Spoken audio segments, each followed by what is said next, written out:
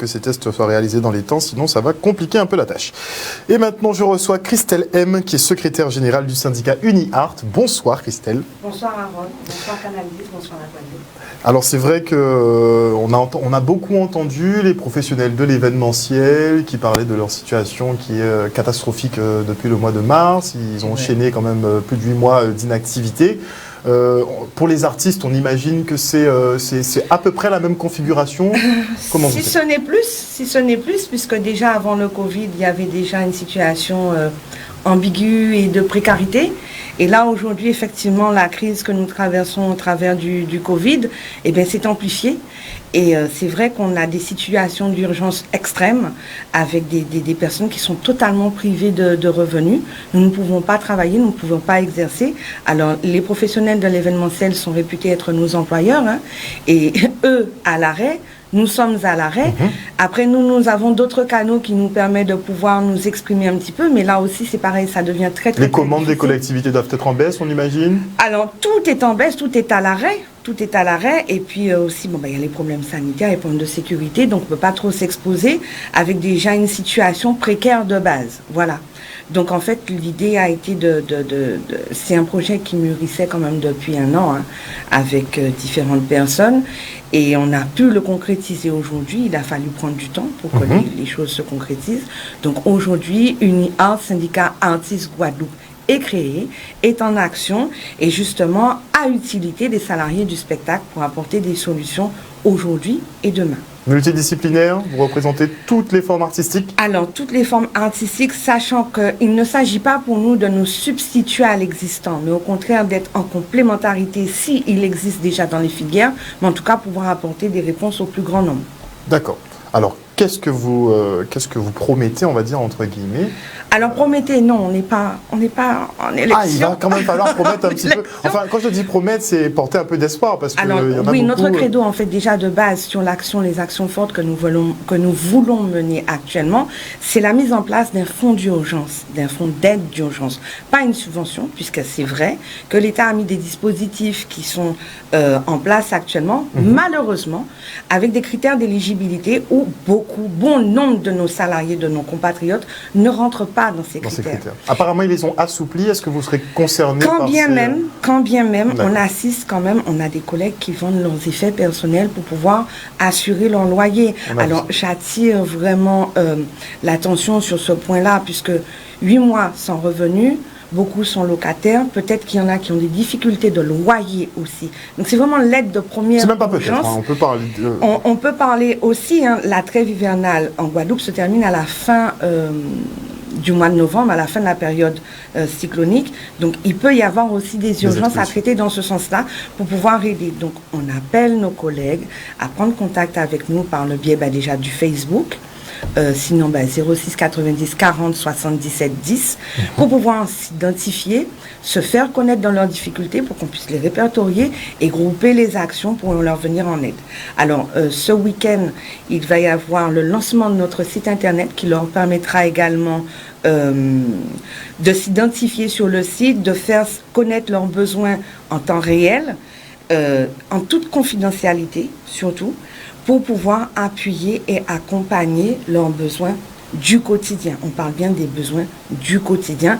Pas de subvention dans 6 mois, une action pour maintenant. Donc le fonds d'urgence pourrait être débloqué quand?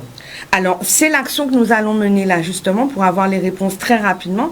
On espère, avant la fin du mois, pouvoir avoir rencontré tous les acteurs en question. Donc, de déclencher une table ronde, justement, pour pouvoir avoir une réponse rapide et express et des mesures applicables de suite. Bon, c'est que l'administration française n'est pas très douée pour les mises en place rapides et effectives. Je veux croire en notre administration, je veux croire, puisque là, aujourd'hui, beaucoup de dispositifs ont été mis en place pour d'autres secteurs d'activité qui montrent aussi une grande précarité. Et là, c'est le seul secteur pour lequel on n'a pas pu faire quelque chose dans l'urgence. On parle d'un dossier à caractère social.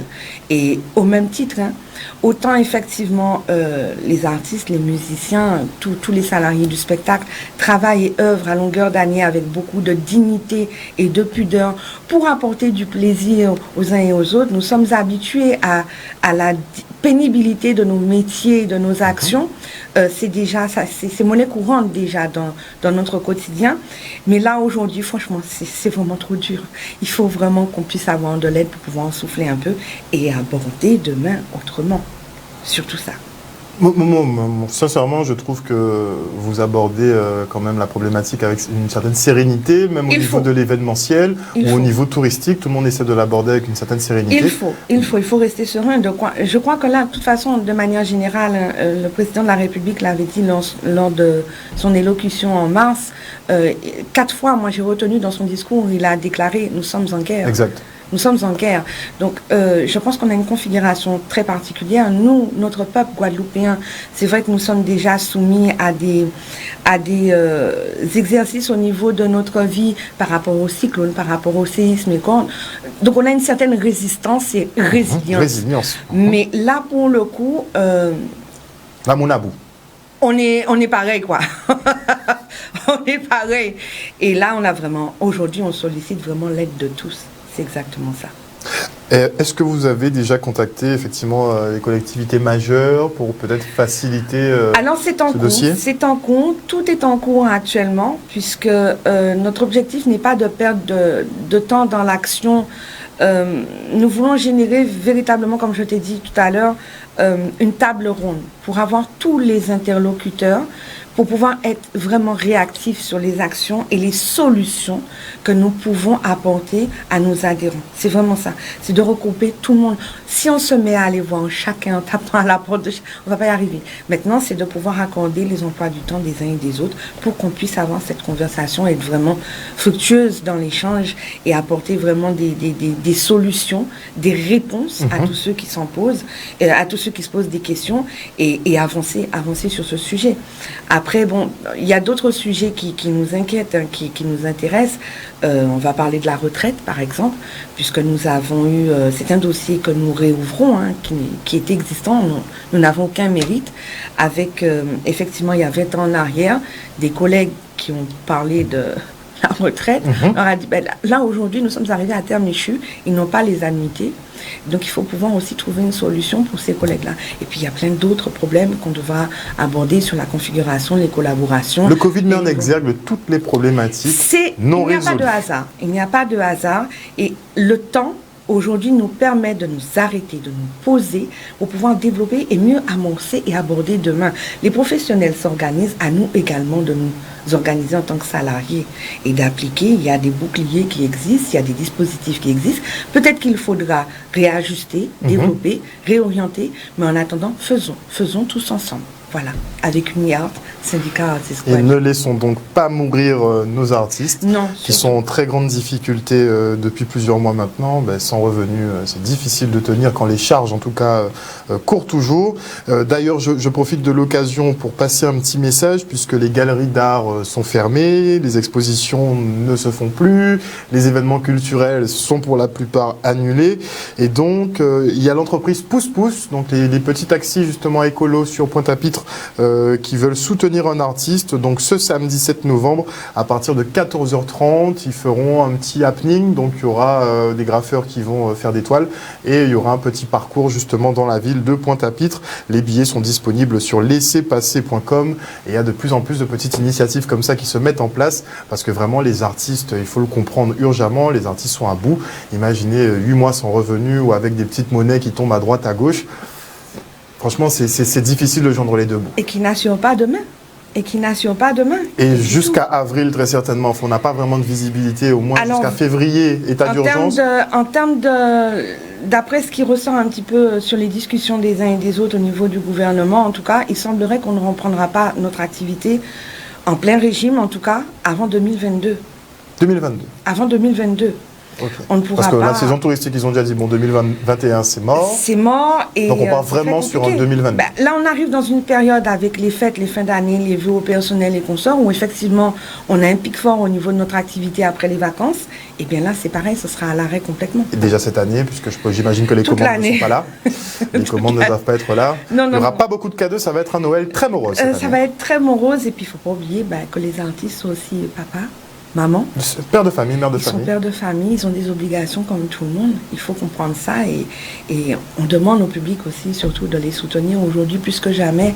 Allez écouter les titres de vos artistes préférés, demandez les diffusions sur les radios, soutenez-les puisque Sur les plateformes aussi de streaming. Sur les plateformes de streaming, puisque aujourd'hui c'est plus un CD à 15 €, c'est un titre à 2 €. Ne serait-ce que ça, c'est un petit geste pour tenir une action et soutenir votre artiste et garder notre culture debout, puisqu'en fait, avec la filière qui s'effondre, c'est la culture aussi qui tombe. Et un pays sans culture, c'est un pays qui s'effondre. Parce que c'était facile de dire, ah, mais vous inquiétez pas, l'économie va redémarrer.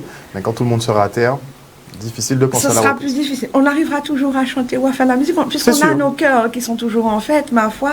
Mais il faudra que les organisations se remettent en place, que la machine se remette en place. Ça prendra du temps. C'est ça. Il n'y aura pas forcément des créneaux pour tout le monde. Alors qu'on a 20 marchés qui est en expansion. Et là... C'est ça, il faut rendre notre culture solide pour pouvoir aborder demain. C'est exactement ça. Merci beaucoup en tout cas Christelle M d'être venue ce soir et de justement défendre les intérêts de nos artistes qui bien souvent sont oubliés au détriment aussi du national. Donc maintenant qu'on ne doit plus privilégier les Amazon et les grands GAFA, eh bien effectivement allons essayer de maintenir à flot nos artisans locaux, nos chefs d'entreprise locaux et nos artistes locaux. Merci encore Christelle. Merci infiniment pour l'invitation. Voilà chers téléspectateurs, nous sommes arrivés au terme de ce journal. Merci pour votre fidélité.